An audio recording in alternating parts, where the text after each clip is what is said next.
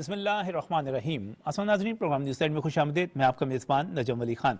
नाज़रीन, खैबर पख्तूनख्वा में गवर्नर राज के हवाले से हमने जो कल अहम नुकात आपके सामने रखे थे, उन तमाम नुकात के हवाले से आज आपने काबीना की खबर देख ली होगी।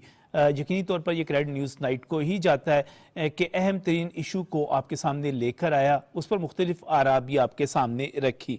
लेकिन आज जो मौजू बहुत ज़्यादा डिस्कस हो रहा है, ना सिर्फ मीडिया पे हो रहा है बल्कि सोशल मीडिया पर भी बहुत ज़्यादा है, वो है एहतजाज में हलाकतों के हवाले से प्रोपेगंडा।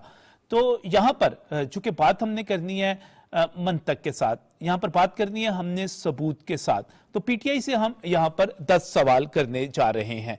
और मुझे पूरी उम्मीद है कि कोई भी ऐसा बंदा जो जी शऊर होगा, जो मंतक के साथ बात करता होगा, वो यकीनी तौर पर इन सवालों के हमें जवाब देगा और इनके रोशनी में ही उसके बाद ही हम फैसला कर सकेंगे कि ये प्रोपेगेंडा है या नहीं। पहला सवाल, जिस वक्त फायरिंग होने का इल्जाम लगाया जा रहा है, उस वक्त नेशनल और इंटरनेशनल मीडिया वहां पर मौजूद था। उसने इस फायरिंग की रिपोर्टिंग क्यों नहीं की? ये सारा शोर जो है सोशल मीडिया पे, व्हाट्सएप ग्रुपों में और टीवी पर अपने हामी एंकर्स के प्रोग्रामों में ही क्यों मचाया जा रहा है? यह है पहला सवाल। और दूसरा है, नेशनल और इंटरनेशनल मीडिया के अलावा वहां बड़ी तादाद में यूट्यूबर्स और टिकटॉकर्स भी मौजूद थे। वो उस फायरिंग को क्यों नजरअंदाज करके, पीटीआई के जितने भी कारकुन थे उनके पास मोबाइल फोन मौजूद थे, उन्होंने फायरिंग होने और दर्जनों के खुदा न खास्ता मरने की वीडियोस क्यों नहीं बनाई? जबकि दूसरी तरफ हकीकत यह है कि पीटीआई वालों को कोई छूकर भी गुजर जाए तो उसकी वीडियो बना ली जाती है और सोशल मीडिया पर शेयर कर दी जाती है। तीसरा सवाल, अगर हलाकतें हुई भी हैं तो वो किसी जगह पर हुई होंगी, वहां खून और जख्मी दिखाई क्यों नहीं दे रहे? बल्कि ऑपरेशन के फौरी बाद जब वफाकी वजीर इत्तलात अताउल्लाह तारड़ ने दौरा किया तो वहां ऐसी कोई भी इलामत तक नहीं थी कि फायरिंग हुई हो, गोलियों के खोल हों, जख्मियों का लहू हो। यानी वाकयाती शहादतें मुकम्मल तौर पर पीटीआई के दावों की नफी करती हैं। चौथा सवाल, जब मुबैना हलाकतें हो रही थी तो पीटीआई की क्यादत भाग क्यों रही थी? वो मरने वालों को संभाल क्यों नहीं रही थी? असल मसला ये है कि क्यादत के फरार होने के बाद इनके कारकुनों के पास वहां से भाग जाने के सिवा कोई दूसरा रास्ता ही नहीं रहा था। पांचवा सवाल, अगर हलाकतें हुई हैं तो पीटीआई के रहनुमाओं के पास मुसद्दिका और मुत्तफिका एदादो शुमार क्यों नहीं है? कोई 400 बयान कर रहा है, कोई 278, किसी के पास 104 की तादाद है, कोई 33 कह रहा है। ये एदादो शुमार में इतना फर्क क्यों है? छठा सवाल, जो लोग हलाक हुए उनके कुछ नाम होंगे, उनके शनाख्ती कार्ड होंगे, उनके इलाके होंगे, उनके कुछ वारिस होंगे, उनको कहीं दफन किया गया होगा, या वो जिन भूत थे, मोकलात थे जो हलाक होते ही धुआं बन के गायब हो गए। सातवां सवाल, अगर जेन्युइन हलाकतें हुई हैं तो पीटीआई मीडिया ट्रोल्स को गजा और पारा चनार की वीडियोस शेयर करने की जरूरत क्यों महसूस हो रही है? ये उनका रवायती तरीका है कि हर मौके पर फेक वीडियोस और पोस्ट शेयर करते हैं। हलाकतों की बात 2014 के धरने में भी की गई थी। अभी हाल ही में एक निजी कॉलेज में तालबा के रेप की झूठी खबर फैलाने वाले भी पीटीआई के यही ट्रोल्स थे। आठवां सवाल, चले मान लिया कि एहतजाज की जगह पर वो परेशान थे, मगर क्या वजह है कि किसी अस्पताल के अंदर से बुलेट इंजरीज वालों की कोई वीडियो सामने नहीं आई? सवाल यह है कि अगर बुलेट इंजरीज से हलाकतें हुई हैं तो उनके पोस्टमार्टम हुए होंगे, इनकी रिपोर्ट्स कहां पर हैं? दूसरी तरफ हकीकत यह है कि पोली क्लिनिक हो या पिम्स, इनकी इंतजामिया की तरफ से सोशल मीडिया पर किए गए दावों की नफी की जा रही है और बाकायदा प्रेस रिलीजें जारी की जा रही हैं। नौवां सवाल, अली अमीन गंडापुर, असद कैसर, बैरिस्टर गौहर और राजा सलमान अकरम समेत तमाम ओहदेदारों ने किसी भी जगह पर किसी जनाजे में शिरकत क्यों नहीं की? और इसकी वजह यह है कि ऐसा कोई जनाजा हुआ ही नहीं। 10वां सवाल, अगर हलाकतें हुई हैं तो इस बात को 48 घंटे गुजर गए, क्या इस दौरान किसी मुतवफ़ी का कोई वारिस, कोई सियासी रहनुमा हलाकत का कोई मुकदमा दर्ज करवाने के लिए किसी जगह पर गया हो ताकि कानूनी कार्रवाई की जा सके? जबकि दूसरी तरफ सूरत हाल ये है कि पीटीआई हर छोटे बड़े मामले पर कानूनी कार्रवाई की धमकी देती है, लेकिन इस पर नहीं दे रही क्योंकि उनके पास कुछ है ही नहीं। ये झूठ है, ये प्रोपेगेंडा है मुकम्मल, टोटल। और इस झूठ को बार बार इसलिए फैलाया जा रहा है कि यह सवाल ना किया जाए कि क़यादत भाग क्यों गई थी। بشرا بی بی اور گنڈا پور وہاں سے فرار کیوں ہو گئے تھے سب کو چھوڑ کر, کارکنوں کو وہاں پر چھوڑ کر؟ یہ سارے کا سارا ایک خاص ٹارگٹ ہے اس کے ذریعے, تاکہ ایک مرتبہ پھر ملک کے خلاف نفرت پھیلائی جا سکے, سیکیورٹی کے اداروں کو ٹارگٹ جا سکے, ان اداروں کو جن کو انہوں نے خود ٹارگٹ کیا, پولیس کے کانسٹیبل کو خود شہید کیا, رینجرز کے اہلکاروں کو خود کچلا. یہ ساری صورتحال ہے کیا؟ یہ پروپیگنڈا ہو کیوں رہا ہے؟ اس پر بات کرنے کے لیے صہیب مرخوب صاحب سینئر صحافی ہیں, تجزیہ کار ہیں, ہمارے ساتھ یہاں پر اسٹوڈیوز میں موجود ہیں. صہیب صاحب السلام علیکم. وعلیکم السلام. صاحب 10 سوال کیے ہم نے, کیا جواب ہے؟ میرے پاس تو کوئی نہیں ہے. کوئی نہیں ہے. اچھا نہیں, فیکچول پوزیشن یہ دیکھیں, میں نے ان کے سوشل میڈیا کو بھی بڑا مانیٹر کیا اور ان کے جو آپ نے یوٹیوبرز کا نام لیا ان کو بھی بڑا کیا. ابھی آپ دیکھیں کہ یہ خود ہی اپنی جو کل پرسوں سے انہوں نے خبریں دی ہیں آج ان کی تردید کی ہے, اور آج دوپہر کو جو انہوں نے خبریں دینا شروع کی ان کی انہوں نے یہاں پروگرام میں آنے سے پہلے جب میں دیکھ رہا تھا تو اس میں تردید کی ہے, اور انہوں نے اپنے گروپوں میں بھی یہ ڈالا ہوا ہے کہ آپ سنجیدہ ہو جائیں اور صحیح مستند خبریں دیں.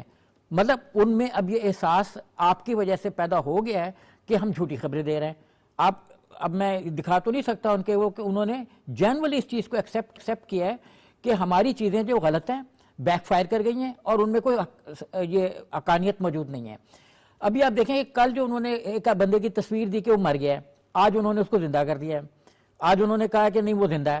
تو اسی طریقے سے جو آپ نے بات کی ہے کہ پہلے وہ رحیم افغانی کی بات کر رہے ہیں جس کے بارے میں بڑا مشہور کیا گیا کہ وہ کنٹینر کے اوپر نماز پڑھ رہا تھا اور بعد میں پھر اس کا خود اس کی زندہ ہو کے ویڈیو سامنے آ گئی, وہ گفتگو کر رہا ہے, آج وہ زندہ ہو گیا. تو مطلب یہ ہے کہ یہ کسی چیز کو دیکھتے ایک چیز آتی ہے نا سامنے اس کو بھاگ پڑتے ہیں. ابھی آپ دیکھیں کہ میں جب ان کا سوشل میڈیا دیکھ رہا تھا تو سب سے پہلے آگے 5 ہلاکتیں ہوئی ہیں, 5 کو پھر کسی اور آدمی نے جو آگے بیٹھا ہوگا نا اس نے کہا 5 تو 2 گھنٹے پہلے ہوئی تھیں, اس نے 13 کر دیا.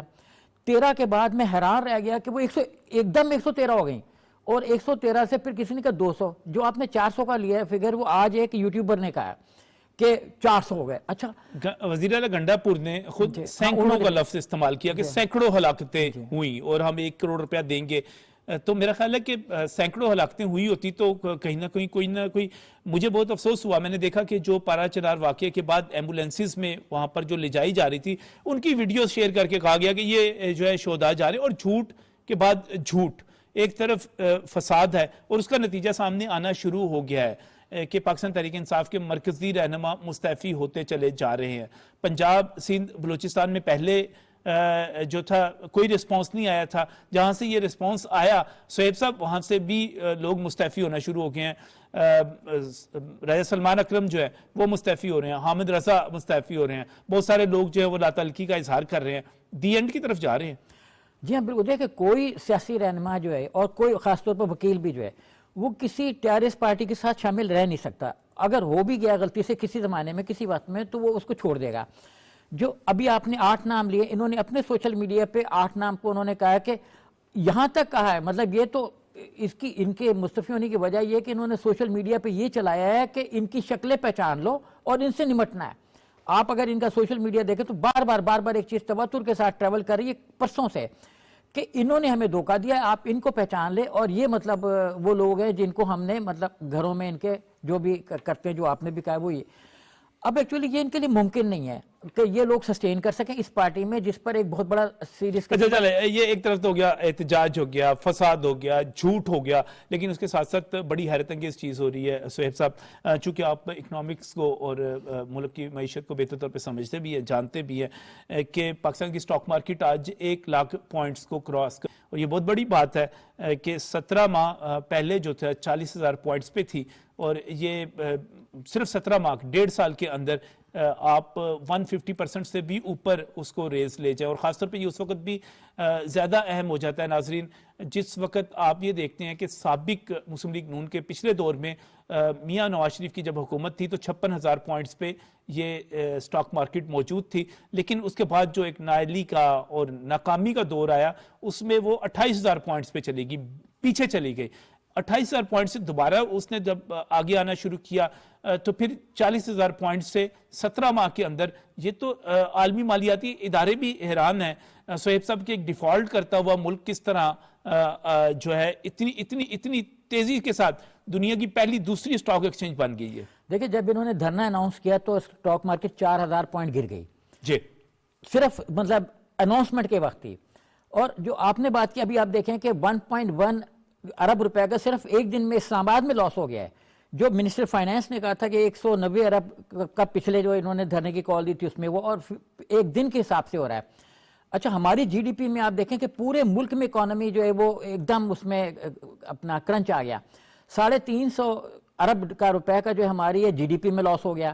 اس کے بعد آپ دیکھیں روزگار کا اکنامک ایکٹیویٹی نہیں چلی نا ایک پورے اسپیسیفک ایریا میں. سر اب یہ ایکسپورٹس رکی، آپ کا ٹیکس ریونیو کی جو کلیکشن ہوتی تھی وہ کلیکشن رک گئی، آپ کا تمام جگہوں سے جو تھا پیسہ آ رہا تھا وہ رک گیا نا، سارا کاروبار رک گیا. دیکھیں نا پیٹرولیم پروڈکٹ والوں نے کہا کہ ہمارے ہاں کرائسس آ جائے گا اگر دھرنا فوری طور پہ ختم نہ ہوا.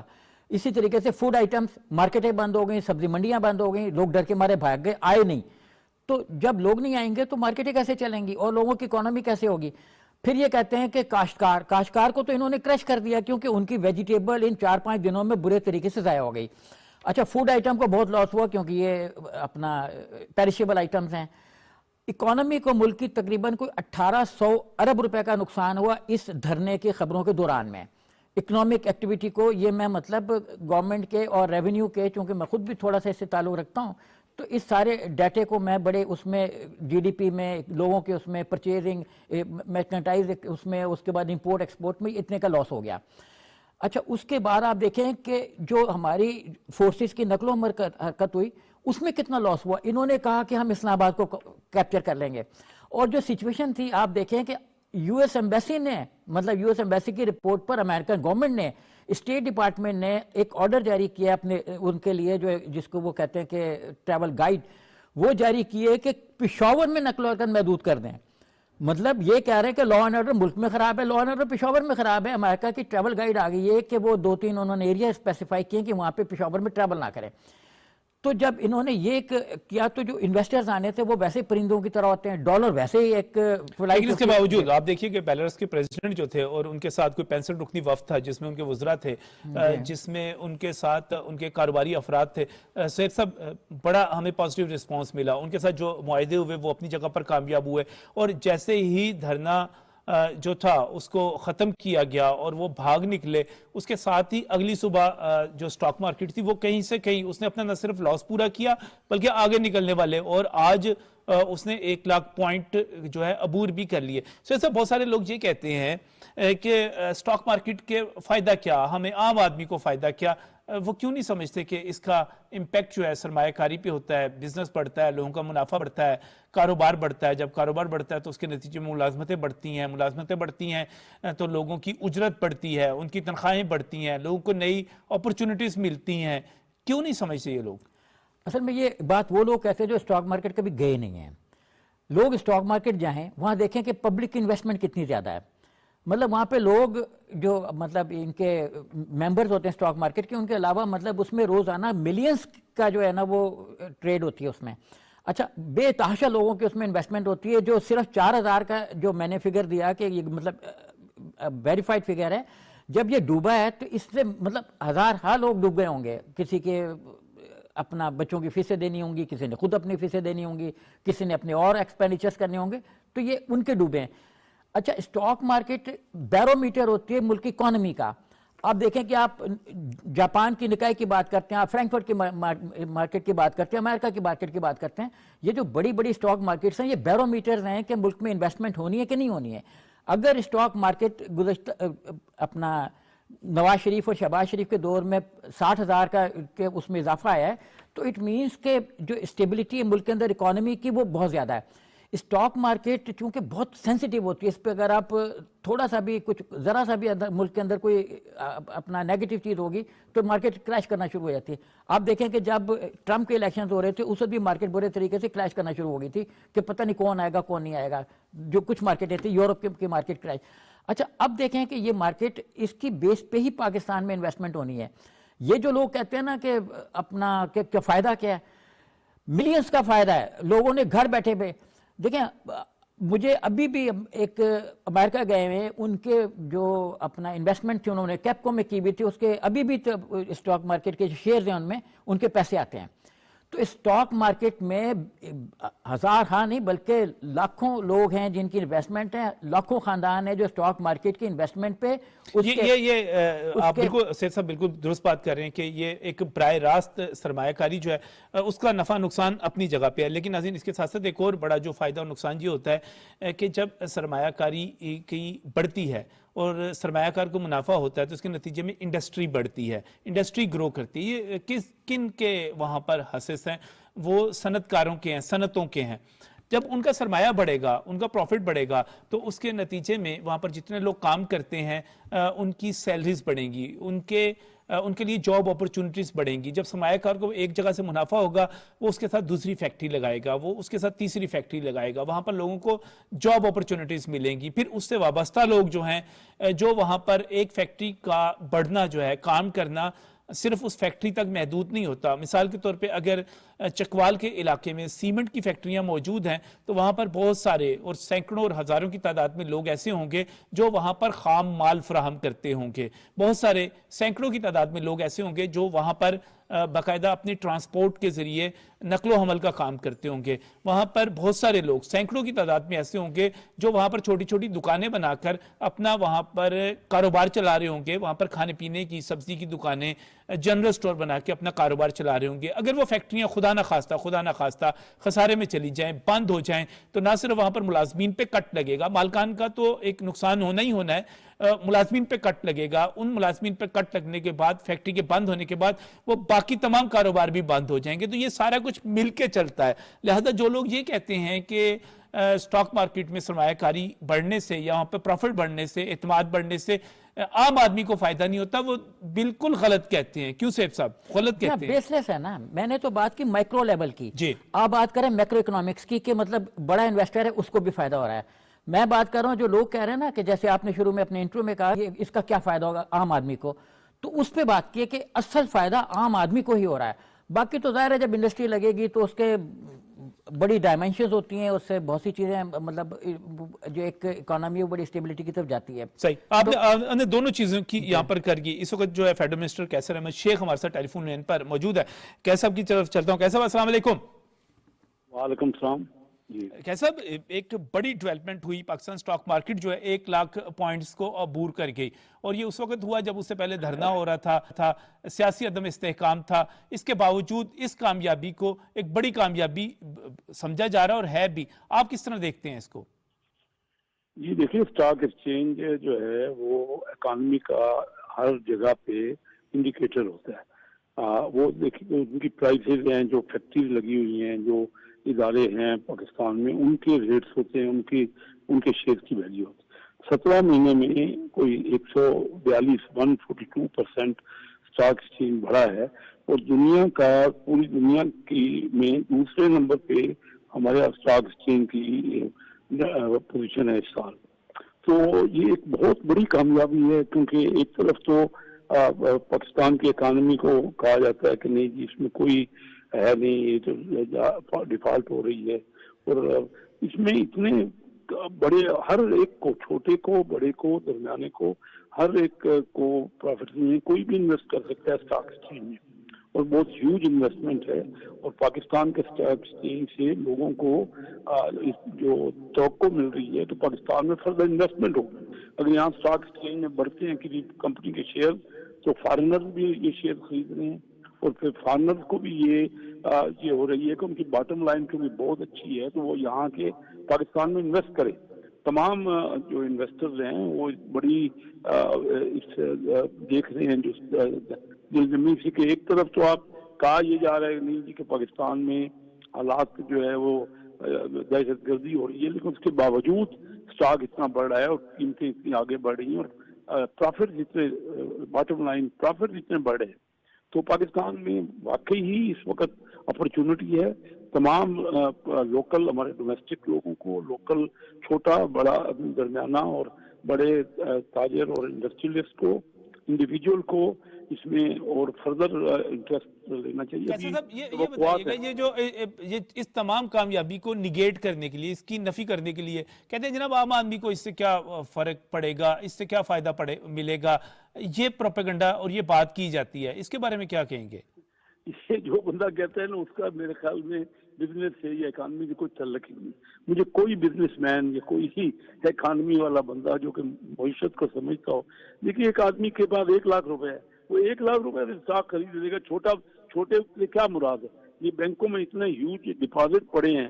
یہ کس کے ہیں؟ صرف بڑے انڈسٹریلسٹ کے ہیں؟ ہر ایک کے ہیں نا. ایس ایم ایز کے سب سے زیادہ ڈپازٹ ہوتے ہیں. اور وہ جا کے اگر اسٹاک میں جو روزانہ اتنی انویسٹمنٹ بڑھ رہی ہے اور لوگوں کو فائدہ ہو رہا ہے, اور سب اس سے مستفید ہو رہے ہیں, اور کسی کو کوئی روکا تو نہیں ہوا. کوئی بندہ بھی انڈیویجول جا کے اسٹاک کی خریداری کر سکتا ہے. تو اس لیے یہ تو ایک ایسا بات ہے جس کا کوئی لاجک یا کوئی دلیل نہیں. بالکل صحیح, بالکل صحیح. بہت بہت شکریہ کیسر احمد شیخ صاحب ٹیلی فون لائن پر آنے کے لیے اور چیزوں واضح کرنے کے لیے. سید صاحب اگر جی دیکھیں, جتنی بھی بڑی کمپنیز ہیں اور جتنے بھی بڑے گروپس ہیں جو مطلب منی کو مینیج کر رہے ہیں, مینیجرز ہیں, اب جیسے فائنینشیل گروپس ہیں یا انشورنس کمپنیز ہیں جیسے اسٹیٹ لائف ہے جس کا 500-600 ارب روپے کا پروفٹ پر ایئر ہوتا ہے. اچھا, اب یہ کہاں سے کما رہے ہیں, یہ کہاں پہ انویسٹمنٹ کر رہے ہیں؟ انشورنس کمپنیز کا 50-60% پیسہ انہی شیئر مارکیٹ میں لگا ہوا ہے, اور اگر شیئر مارکیٹ اوپر گئی ہے تو جس کو بھی مطلب پریمیم یا جو بھی ملے گا انویسٹمنٹ, وہ اس وقت کم و بیش 30-40% بڑھ گیا ہوگا. تو یہ یہ جو کچھ بھی ملے گا پاکستان کو ملے گا, پاکستانیوں کو ملے گا, پاکستان کی جی ڈی پی بڑھے گی, پاکستان کی دولت بڑھے گی, پاکستانیوں کا جو ہے کمانا بڑھے گا. ہم پتہ نہیں کیوں بڑے پکا سمو بنا کے کہہ دیتے ہیں کہ جناب اس میں تو عام آدمی کو کوئی فائدہ نہیں ہے, اور عام آدمی جو ہے وہ اکانومی کی طرف دیکھ رہا ہوتا ہے. تو اگر اس وقت میں بڑا سادہ سا سوال کرتا ہوں کہ اگر اس وقت اس سے عام آدمی کو فائدہ نہیں ہے تو کیا عام آدمی کو فائدہ اس وقت تھا جب کرپشن کی وجہ سے, نااہلی کی وجہ سے اور بد انتظامی کی وجہ سے پاکستان کی سٹاک مارکیٹ 56,000 سے 28,000 پہ چلی گئی تھی؟ آپ اس کو اتنا پیچھے لے گئے تھے, اس وقت فائدہ ہو رہا تھا. تو یہ تو بڑی عجیب بات کی جاتی ہے کہ پاکستان خوش نہیں ہوتے پاکستان کو ترقی کرتے دیکھ کے. دیکھیے, بڑی بدقسمتی کی بات ہے کہ جب ایک پروجیکٹ بنا میٹرو بس کا, یہ کہا گیا کہ یہ تو جنگلہ بس ہے, فلان بس ہے, اور آپ جا کے دیکھیں اس وقت اس میں جس کو کہتے ہیں نا تل دھرنے کی جگہ نہیں ہوتی. اچھا, جب شروع ہوئی اورینج ٹرین بڑی ہوئی, میں نے خود اس پہ بہت دفعہ ٹریول کیا ہے, لیکن اس سے اچھا مطلب ٹریول میں نے نہیں کیا, اپنے گاڑی پہ بھی نہیں کیا. انٹرنیشنل سٹینڈرڈز کے پہ ہے. تو مطلب یہ کہنا جو بھی پبلک کے لیے چیز بنتی ہے اس پہ کہتے ہیں کہ جی عام آدمی کا کیا فائدہ ہے. اسٹاک مارکیٹ کے چڑھنے کا مطلب یہ ہے کہ آپ کے سارے انویسٹمنٹ گروپس چڑھ گئے, آپ کے بینکنگ کا جو پیسہ ہے ایک خاص اماؤنٹ وہ اس میں اس کو پروفٹ بڑھ گیا, آپ کی بینکنگ انڈسٹری اسٹیبل ہوگی, کیونکہ اس وقت جو پراپرٹی ہے وہ اس میں سلمپ ہے کیونکہ کچھ ایسے ہیں. اب یہ ہے کہ یہ چیزیں اس کو ہم ایزیوم ہی نہیں کر سکتے کہ اسٹاک مارکیٹ اوپر جائے گی تو کہ اس سے ملک میں انویسٹمنٹ نہیں بڑھے گی اور اس سے عام آدمی کا فائدہ نہیں ہوگا. یہ تو جو کہہ رہے ہیں انہوں نے منسٹر صاحب نے بالکل صحیح کہا کہ یہ میری حماقت ہے کہ اس کو پتہ ہی نہیں ہے کہ مطلب انویسٹمنٹ ہوتی کیا ہے, اور جو فارن انویسٹرز ہیں وہ ان کے نزدیک کیا چیز ہے کہ کس چیز پہ ہم دیکھ کے انویسٹمنٹ کریں. اچھا, یہ کوئی اکلوتی چیز نہیں ہے, یہ کوئی تنہا چیز نہیں ہے کہ یہ آپ کی اسٹاک مارکیٹ اوپر جا رہی ہے. اس کے ساتھ ساتھ آپ کی شرح سود کم ہو رہی ہے اور مسلسل کم ہوتی چلی جا رہی ہے. ابھی تو یہ امکان ظاہر کیا جا رہا ہے کہ 22% سے 15% پہ آئی ہے. یہ سب یہ اس سے بھی نیچے جانے کی گنجائش رکھتی ہے, اتنی اس میں صلاحیت آ گئی ہوئی ہے. مالیاتی خسارہ آپ کا ختم ہو رہا ہے, آپ کی برآمدات میں اضافہ ہو رہا ہے, آپ کے زر مبادلہ کے ذخائر جو ہیں وہ بڑھتے چلے جا رہے ہیں. تو یہ ساری چیزیں مل کے ایک پکچر پیش کر رہی ہیں. دیکھیے, ہمارا پرابلم کیا تھا کہ ہم نے نئی منڈیاں تلاش نہیں کی تھیں, اور ویلیو ایڈڈ کموڈیٹیز جو سرتاج عزیز صاحب اپنے زمانے سے کہہ رہے تھے جب وہ منسٹر فائنینس تھے, تو وہ اس وقت سے کہہ رہے تھے کہ ہمیں ویلیو ایڈیشن کی طرف جانا چاہیے اور ہمیں نئی منڈیاں تلاش کرنی چاہیے اور نئی کموڈیٹیز تلاش کرنی چاہیے.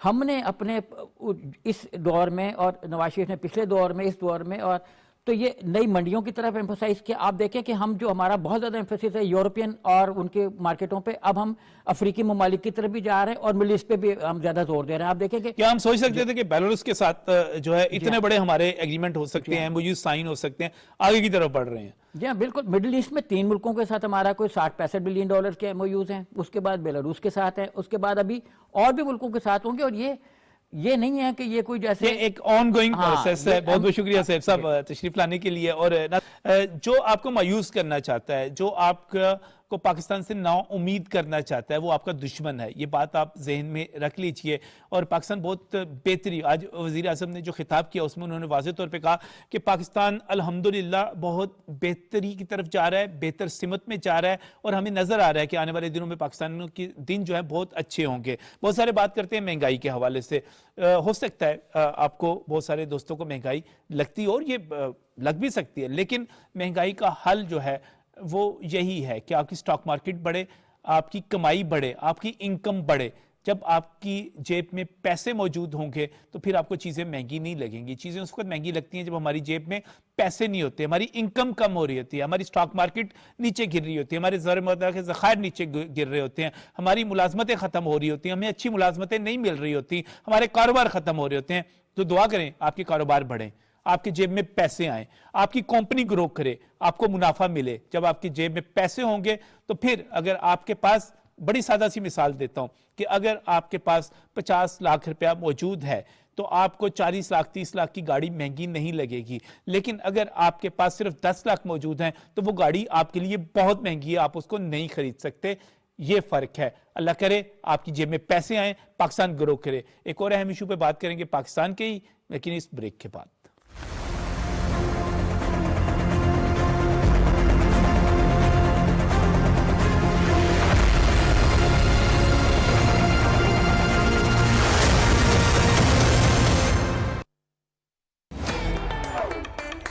ایک روشن کل کے لیے جاگو آج, ہر روز ایک نیا دن, ایک نیا آغاز, ایک نئی ابتدا, صحت مند باتیں اور تندرست مشورے, شاندار لوگ, جاندار باتیں, آپ کے ہر دن کو خاص بنانے کے لیے, من چاہے مہمانوں سے آپ کو ملوانے کے لیے, رائزنگ پاکستان ایک نئے انداز میں, کچھ نئے دوستوں کے ساتھ ہم لا رہے ہیں آپ کے لیے.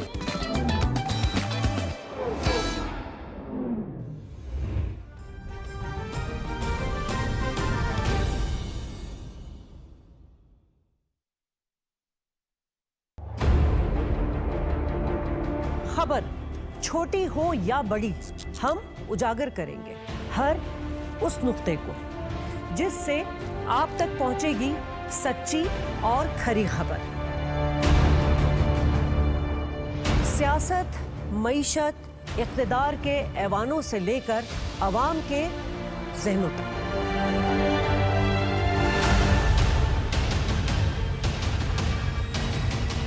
عالمی منظرنامے پر بھی گہری نظر.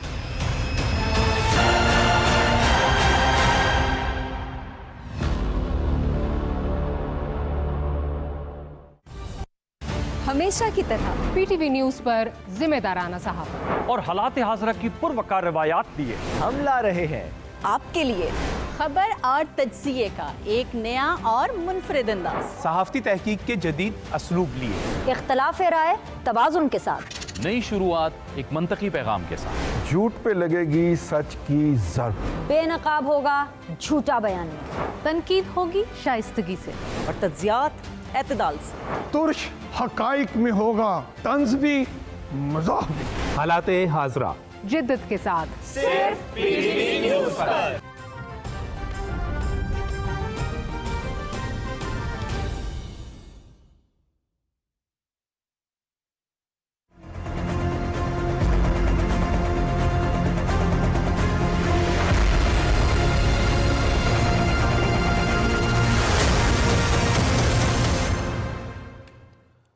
ناظرین میرے پاس ایک اور خبر موجود ہے, لیکن یہ کوئی اچھی خبر نہیں ہے کہ پاکستان میں پولیو کا ایک اور کیس سامنے آ گیا ہے. یہ ہمارے ملک کا 56واں اور جہاں سے, جس شہر سے ڈیرہ اسماعیل خان سے یہ کیس سامنے آیا ہے, وہاں کا یہ 7واں کیس ہے. اس وقت مجموعی طور پر بلوچستان میں 26, خیبر پختونخوا میں 15, سندھ میں 13 اور پنجاب میں پولیو کا ایک کیس سامنے آیا. اسی طرح اسلام آباد میں بھی ایک کیس سامنے آیا.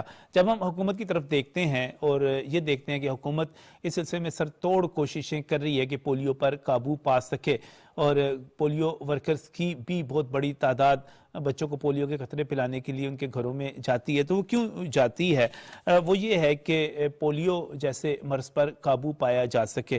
کیا ہے اس میں؟ ابتدائی طور پر تو بخار, شدید تھکاوٹ, سر درد، متلی، قے، گردن کا اکڑ جانا، اعصابی درد وغیرہ سامنے آتے ہیں. لیکن جو سب سے مشکل چیز اور سب سے بری چیز ہوتی ہے کہ پولیو کا وائرس جو ہے ہمارے اعصابی نظام پر حملہ آور ہو کر ایک طرح کے فالج کی جو وجہ بنتا ہے، اور پھر پولیو وائرس سے ہونے والے فالج کے بارے میں یہ کہا جاتا ہے کہ وہ مستقل نوعیت کا ہو جاتا ہے، اور جب یہ اٹیک کر جائے، جب یہ معذوری دے جائے تو پھر اس کا علاج ممکن نہیں رہتا. علاج وہی ہے جو اس سے پہلے آپ اپنے بچوں کو پولیو کے قطرے پلا دیں. اس وقت ہم اگر دنیا بھر کی بات کریں تو پاکستان اور افغانستان ہی ایسے ممالک رہ گئے ہیں جہاں پر یہ پولیو جیسی بیماری موجود ہے اور جس نے ہمارے بچوں کو معذوری دی ہوئی ہے. لیکن مسئلہ یہ ہے کہ ابھی تک ہم یہ نہیں سمجھ پاتے کہ ہم نے پولیو کے قطرے اپنے بچوں کو پلانے ہیں تو یہ ان کا فائدہ ہے، ہم اپنے بچوں کو معذوری سے بچا رہے ہیں. ابھی بھی بہت سارے لوگ ایسے ہیں، اور مجھے خیبر پختونخوا کی خاص طور پر بات کرنی ہے. وہاں پر بھی اگر 1 لاکھ بچے ادھر ادھر ہو جائیں کہ موجود نہیں ہیں، ان کو قطرے نہیں پلائے جائیں گے، تو اس کا مطلب کیا ہے کہ ہم 1 لاکھ بچوں کو ایک خطرے کے طور پر رکھ رہے ہیں. ان پر پولیو اٹیک کر سکتا ہے، وہ معذور ہو سکتے ہیں. اور لیکن پروپیگنڈا کیا ہے؟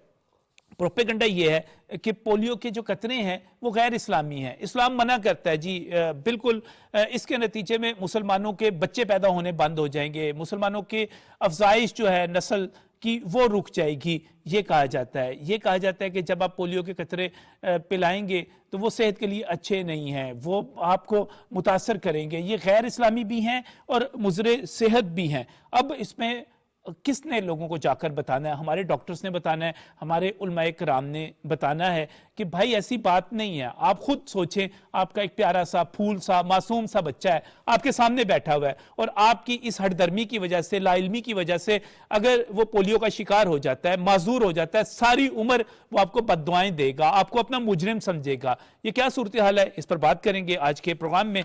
میں بہت ہی مشکور ہوں یہاں پر اسٹوڈیوز میں ڈاکٹر شاہد ملک، آپ جنرل سیکرٹری ہیں PMA کے، ہمارے ساتھ یہاں پر اس کے ساتھ ساتھ اس وقت ٹیلی فون لائن پر ہمارے ساتھ موجود ہیں چیئرمین اسلامی نظریاتی کونسل علامہ ڈاکٹر محمد راغب حسین نعیمی صاحب، جو کہ جامعہ نعیمیہ کے محتمم بھی ہیں، معروف عالم دین بھی ہیں. سب سے پہلے تو شاہد ملک صاحب، کیوں حکومت کوششیں کر رہی ہے؟ قطرے پلانے کے لیے لوگوں کو بھیجا جاتا ہے، ان پر حملے ہوتے ہیں، ان کو منع کیا جاتا ہے، کہا جاتا ہے کہ جناب نہیں، یہ مضر صحت ہے، یہ آپ کی صحت کو خراب کر دیں گے، اس کے نتیجے میں آپ جو ہے مزید شادی کے بعد بچے پیدا کرنے کے قابل نہیں رہیں گے. کیا پروپیگنڈا ہے سر یہ بہت شکریہ نجا بھائی. دیکھیں، 3 چیزیں ہوتی ہیں کسی بھی بیماری کو ایریڈیکیٹ کرنے کے لیے. ایک ہے اویئرنیس، دوسرا ہے کیپیسٹی بلڈنگ، اور تیسری ہے سوشل موبیلائزیشن. پہلے اویئرنیس کے اندر حکومت نے بہت کام کیا، ہم نے بہت اویئرنیس کی کہ بھئی جی یہ پولیو ہے کیا. مسئلہ یہ ہے کہ ہمارا جو ملک ہے نا، اس کے اندر 3-4 ڈیفیکٹس ہو گئے تھوڑے سے، جو ان کو ٹھیک کرنا پڑے گا. ایک تو ہمارا پورس بارڈر ہے، مائگریشن ان پلانڈ ال پلانڈ ہے. ایک مائگریشن ادھر گئی، مائگریشن ادھر گئی. ابھی آپ تو ذکر کر رہے تھے ڈیرہ اسماعیل خان کا نا، ابھی 3 دن پہلے KP کے اندر ٹانک کی ایک یونین کونسل ہے ملا زہری، جی، اس کے اندر یہ 55th کیس ڈائیگنوز ہوا ہے. جب وہاں پر کیس ڈائیگنوز ہوا تھا، میں نے صرف پروگرام کیا تھا اور ہم نے کوشش کی تھی. ہمارے ساتھ 4 صوبوں سے، 3 صوبوں کے وزرائے صحت تھے، 4 صوبوں سے وزرائے صحت تقریباً ہمارے ساتھ موجود تھے. ہم نے ان سے بات کی تھی اس پر. دیکھیں نجم بھائی، اس میں صورتحال یہ ہے کہ آپ اس کیس کو ایک کیس نہ سمجھیں. ایک کیس کے پیچھے پورے بیماری کی شیلڈ ہے، کیونکہ یہ انفیکشس ڈیزیز ہے. اچھا. انڈر 5 چلڈرن کی نروس سسٹم پیرالائز ہو جاتا ہے اس کے اندر. اب اس کے اندر صورتحال یہ ہے کہ یہ تو مائگریشن بھی ہوتی جا رہی ہے، پورس بارڈر بھی ہے، جو سٹرکچر کے اندر ڈیفیکٹ ہے ہیلتھ ڈیلیوری سسٹم کے اندر، وہ آپ کی توسط سے میں حکومت کے لیے یہ گزارش کریں گے کہ شاید بہتری ہو سکے. جس نے کام کرنا ہے وہ ہے لیڈی ہیلتھ ورکر اور ویکسینیٹر. جو ویکسینیٹر ہے وہ فکسڈ پول کے اندر نہیں ہے، وہ روٹیٹری میکانزم ہے اس کا. آج اس یونین کونسل میں، کل دوسری یونین کونسل میں، جب تک کسی بھی یونین کونسل کے اندر فکسڈ ویکسینیٹر لگا، اس کی اکاؤنٹیبلٹی نہ ہوئی. آپ کہہ رہے ہیں کہ سسٹم کو بہتر بنانے کی ضرورت ہے حکومت کی سطح پہ. لیکن آپ نے جو سب سے پہلی بات کی تھی اویئرنیس کے حوالے سے، مسئلہ وہاں پر ڈاکٹر صاحب پھنس جاتا ہے. اویئرنیس پہ لوگ جو ہے کنفیوژن کا شکار ہیں، ابھی تک پروپیگنڈا کیا جاتا ہے. راغب حسین نعیمی صاحب ہمارے ساتھ موجود ہیں. راغب صاحب، یہ کہا جاتا ہے کہ یہ کوئی غیر اسلامی قسم کا کام ہے، اس کے نتیجے میں مسلمانوں کی افزائش رک جائے گی، اور جناب اسلام منع کرتا ہے. اسلام حقیقی حکم ہے کیا؟ ہم اپنے بچوں کو اس کے نتیجے میں، اس پروپیگنڈے کے نتیجے میں معذوری دے رہے ہیں عمر بھر کی. بسم اللہ الرحمن الرحیم. بہت شکریہ نجم بھائی. دیکھیے، ہم یہ سمجھتے ہیں کہ اس مسئلے کے دو پہلو ہیں. جی. ایک ہے کہ کیا اسلام ہمیں اس بات سے روکتا ہے کہ ہم حفاظتی تدابیر کو کسی بھی بیماری کے بارے میں اختیار نہ کریں، اور دوسرا معاملہ یہ ہے کہ کیا پولیو کے قطرے ایز اٹ سیلف ہر قسم کی اس طرح کے معاملے سے مبرہ اور خالی ہیں جس طرح کا پروپیگنڈا کیا جاتا ہے. یہ دو الگ الگ چیزیں ہیں، اور ہمیں انہیں دونوں کو الگ الگ یا کیٹیگوریکلی الگ الگ دیکھنے کی ضرورت ہے. سب سے پہلے ہم آتے ہیں پریکاشنری میجرمنٹس کے اوپر. کسی بھی بیماری سے اپنے آپ کو بچانے کے لیے کسی بھی قسم کی دوائی کا استعمال کرنا فی نفسی ہی منع نہیں ہے، جب تک کہ اس میں کوئی حرام اجزاء شامل نہ ہو. جب ہم صرف پولیو ہی نہیں، ہم دیگر بیماریوں کے معاملات کو بھی دیکھتے ہیں، جس میں خاص طور پہ وہ بیماریاں جو چھوٹے بچوں کو لگ جاتی ہیں، جس میں خسرہ ہے یا کالی کھانسی ہے، اس قسم کے دیگر بیماریاں. تو 18 قسم کی بیماریاں شامل ہوگی، پہلے 5-6 ہوا کرتی تھی. بالکل ایسے ہی ہے. تو ان تمام کے بارے میں حفاظتی تدابیر اختیار کرنا، یہ اس میں کوئی قباحت نہیں ہے، کی جا سکتی ہے. اور بنیادی طور پہ اس میں ہوتا کیا ہے، اس میں ایک بہت تھوڑے پیمانے پر مختلف قسم کی یہ جو بیماریاں ہیں جن کے بچاؤ کے لیے ٹیکے لگائے جاتے ہیں یا ویکسین دی جاتی ہے، وہ بنیادی طور پہ اس قسم کی بیماری کا ایک چھوٹا حملہ ہوتا ہے جو کہ بچے کا وجود برداشت کر جاتا ہے، جس کے نتیجے میں اینٹی باڈیز پیدا ہوتی ہیں، اور پھر وہ آئندہ کے لیے ہمیشہ کے لیے نظام اس کا کام کرنے لگ پڑتا ہے، اس کا بہتر ہو جاتا ہے. اچھا، تو یہ فی نفسی ہی کرنے میں کوئی قباحت نہیں ہے، اس کا اسلام اس کی اجازت دیتا ہے. نمبر 2، ہم نے دیکھنا ہے کہ جو پروپیگنڈا کیا جا رہا ہے وہ ہے پولیو کے قطرے کے اندر کوئی ایسی قسم کے جراثیم یا کوئی ایسی قسم کی چیز ہے جو کہ خاص طور پہ بچوں کی افزائش اور پیدائش سے روکے.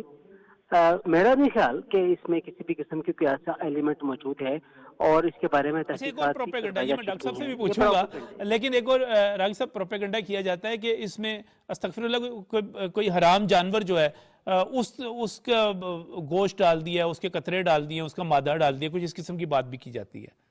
جی، میں یہ اسی کی طرف میں آ رہا تھا کہ تو ہمیں ٹیکنیکلی طور پہ یا یوں کہہ لیجیے کہ تحقیقاتی طور پہ ہمیں اس بات کو ثابت کرنا ہے کہ پولیو کے قطرے میں اس قسم کی کوئی بھی چیز شامل نہیں ہے، جو کہ ہم انتہائی آسانی کے ساتھ کر سکتے ہیں جب وہ تمام ڈاکٹرز اور طبی تحقیق کرنے والے ادارے جو کہ عمومی طور پہ اس طرح کے معاملات کی تحقیق کرتے ہیں، وہ اپنی پریزنٹیشن اس کے اوپر تفصیل کے ساتھ ہمیں پرووائڈ کرتے ہیں. صحیح. تو اس چیز کی تسلی کر لی جاتی ہے، اور عمومی طور پہ جو ہے کہ اس میں ایسی چیزیں شامل نہیں ہیں. بالکل. اور دیکھیے، یہ کوئی آج کی بات نہیں ہے. یہ پولیو سے بچاؤ کا جو معاملہ ہے یہ پچھلے کئی دہائیوں سے جاری ہے، اور اگر آپ تصور کر لیں کم سے کم 2 یا 3 دہائی پہلے سے یہ اگر قطرے پلائے جا رہے ہیں، تو آج ان قطروں سے پیے جانے والے بچے کم و بیش 20 اور 30 سال کی عمر میں ہیں، اور ان میں سے بتیروں کی شادیاں بھی ہو چکی ہیں، اور وہ آگے بچوں کے باپ بھی بن چکے ہیں. میں نہیں سمجھتا کہ یہ معاملہ کوئی اس قسم کا ہے. 1993 جو ہے ہم اس پروگرام کے ساتھ چل رہے ہیں، اور تب سے یہ قطرے پلائے بھی جا رہے ہیں، اور خیبر پختونخوا وہاں پہ لاکھوں بچوں کو یہ قطرے پلائے جاتے ہیں. اور دلچسپ بات یہ ہے کہ وہاں پر ہی سب سے زیادہ بچے بھی پیدا ہوتے ہیں. میں خیبر پختونخوا جاتا ہوں، مجھے جگہ جگہ بچے چھوٹے بڑے پیارے گورے پیارے ملتے ہیں. تو وہ اگر ایسی کی بات ہوتی تو پھر وہاں تو دھڑا دھڑ بچے پیدا ہوتے چلے جا رہے ہیں، اور سب سے زیادہ ہو رہے ہیں. جی بالکل، میں اسی کی طرف میں نے اشارہ کیا ہے کہ پروپیگنڈا یہ ایسا ہے جس کے اندر کسی بھی قسم کا کوئی وزن نہیں ہے، لیکن یہ بہت تیزی کے ساتھ اثر پذیری کر رہا ہے معاشرے کے اندر. اور خاص طور پہ آپ اس بات کو آئیڈینٹیفائی کریں کہ یہ جو 56 کیسز ہیں, ان 56 کیسز میں جو بچے ہیں ان کا فیملی بیک گراؤنڈ کس طرح کے فیملیز کے ساتھ ہے, کن قبیلوں کے ساتھ ہے, کس طرح کے لوگوں کے ساتھ ہے. افغانستان کے ساتھ بہت زیادہ بیک گراؤنڈ ملتی ہے. جتنے بھی ہم کیسز کو دیکھتے ہیں, ایون بلوچستان کی جن اضلاع کی ہم بات کرتے ہیں, وہ بیشتر اضلاع جو افغانستان کے ساتھ ان کی سرحد ملتی ہے. تو یہ مسئلہ سامنے آئی. یہ بچوں والی بات بڑی انٹرسٹنگ ہوگی, دلچسپ ہوگی. میں کمنٹ چاہوں گا ڈاکٹر صاحب سے. دیکھیں رجب بھائی, جو ہم رہ رہے ہیں اس کو وائرل ڈیزیز کے ایرا میں, صحیح, اس وقت صورتحال یہ ہے کہ یہ جو پولیو ہے, ایجنٹ اور ویکسین, ان کا چوری دامن کا ساتھ ہے اس کے اندر. صحیح. 1799 میں ایک برطانوی پیڈیٹیشین تھا, اس نے پہلی مرتبہ وائرس ڈھونڈ لیا. 1700 سر وہ اس نے تو ڈھونڈ لیا, اب تو دنیا نے, پوری دنیا نے ہمارے اور افغانستان کے علاوہ اس پر قابو بھی پا لیا.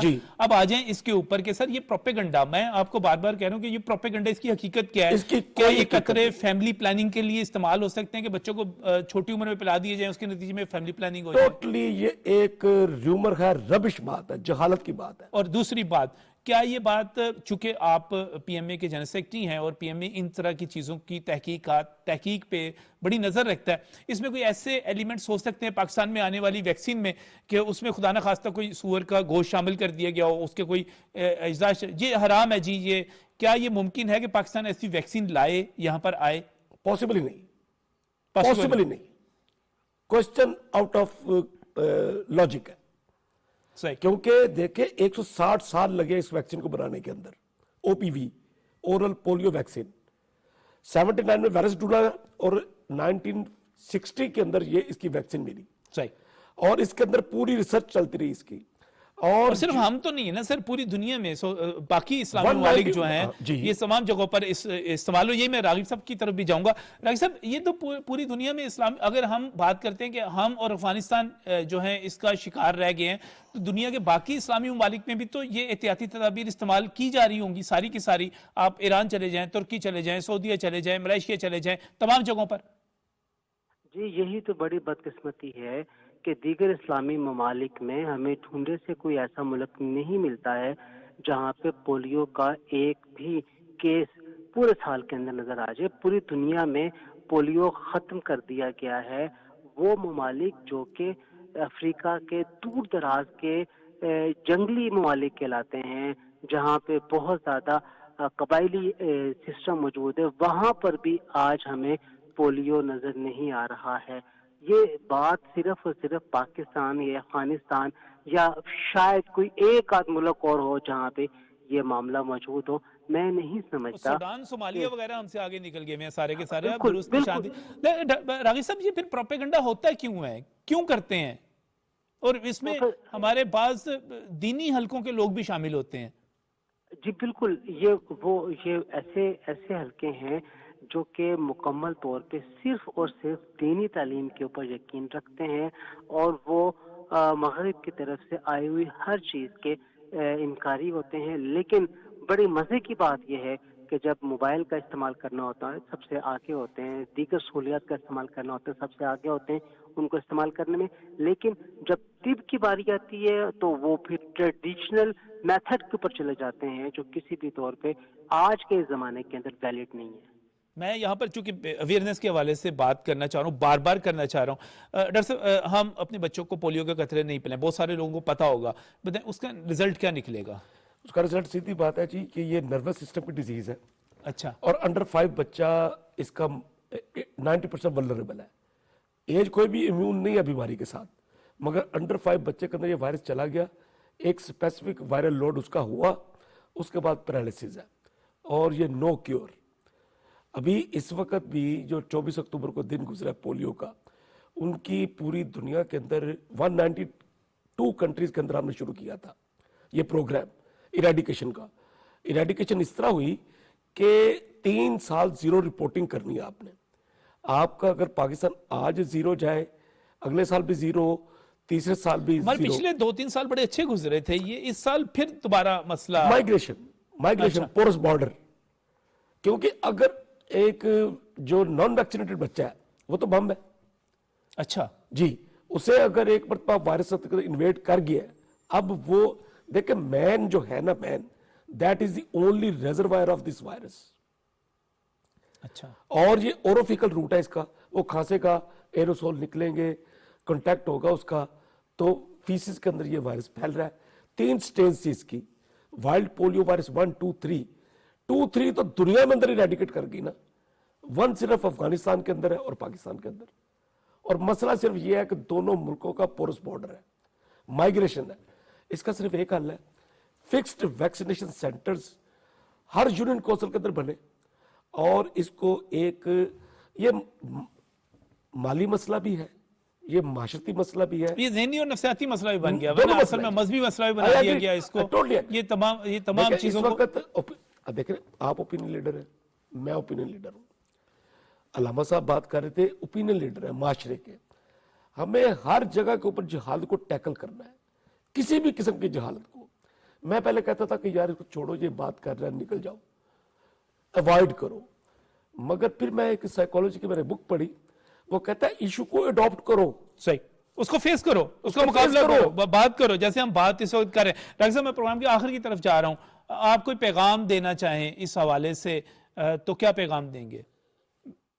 रागिब साहब जी, मैं आपके मौका चैनल के जरिए यही पैगाम देना चाहूँगा कि हमें अपने प्यारे वतन को पोलियो से फ्री बनाने के लिए अपने बच्चों को वैक्सीन पिलाने के अंदर किसी भी किस्म की हिचकिचाहट का इजहार नहीं करना चाहिए, और ना ही पोलियो वैक्सीन पिलाने वाले लेडी हेल्थ विजिटर्स और उनके साथ वैक्सीनेटर्स जो मौजूद होते हैं उनके ऊपर किसी भी किस्म का तशद्दुद किया जाए और उन्हें किसी भी किस्म का नुकसान पहुंचाया जाए। बिल्कुल से, बिल्कुल से। डॉक्टर साहब, फाइनल कमेंट्स। मेरा पैगाम तो वही है, जो थीम है इस साल की 24 अक्टूबर की, reflection and reminder to reach last unvaccinated child. सही, उस तक पहुंचना है, जो टीम जा रही है उसको सिक्योर कीजिए और उसको प्रॉपर उसकी एजुकेशन और हर बच्चे को वैक्सीनेट करना है। बिल्कुल सही। जो लोग इसकी मुखालफत कर रहे हैं, मैं प्रोग्राम के आखिर में डॉक्टर शाहिद मलिक साहब आपका शुक्रिया अदा करते हुए, रागिब नईमी साहब आपका शुक्रिया अदा करते हुए, मैं आपको से ये कहना चाहूँगा, ये दरख्वास्त करना चाहूँगा कि वो लोग जो आपके बच्चों को माजूरी से बचाने के लिए आपके घर पर आ रहे हैं, आपसे कुछ नहीं चाह रहे, मुफ्त में आपको वो आपके बच्चों को वो हिफाजती कतरे पिला रहे हैं, वो आपके बच्चों की ज़िंदगी बचाने वाले फरिश्ते हैं, उनकी कदर कीजिए, उनका एहतराम कीजिए, उनसे मोहब्बत से पेश आइए। वो आपके मोहसिन हैं। वो किस तरह मोहसिन हैं कि अगर वो नहीं आएंगे, आप उनको खौफजदा कर देंगे, तो उसका नतीजा क्या निकलेगा कि वो बच्चे जो आपकी उम्मीदों का मरकज़ हैं, आपकी मोहब्बत का मरकज़ हैं, आपकी तमाम दुनिया आपकी उनके गिर्द घूमती है, आप जब उनको कतरे नहीं पिलाएंगे तो खुदा ना खास्ता वो पोलियो का शिकार हो गए, वो माजूर हो गए, वो सारी उम्र आपको अपना मुजरिम समझते रहेंगे, और आप वाकई उनके मुजरिम होंगे भी, क्योंकि आप उनका तरक्की में आगे जाने का, ज़िंदगी की दौड़ में उनके बाजू, उनके टांग मुतासर होने की सूरत में आप उनका रास्ता रोक रहे होंगे। आप चाहते हैं आपके बच्चे माजूर हों, दूसरों से पीछे रहें, आप ऐसा नहीं चाहेंगे, लिहाजा प्रोपेगेंडे में ना आए, और फौरी तौर पे अगर आप अपने बच्चों की वैक्सीनेशन नहीं करवा रहे, फौरी तौर पर करवाएं, यही दरख्वास्त है। अल्लाह हाफिज।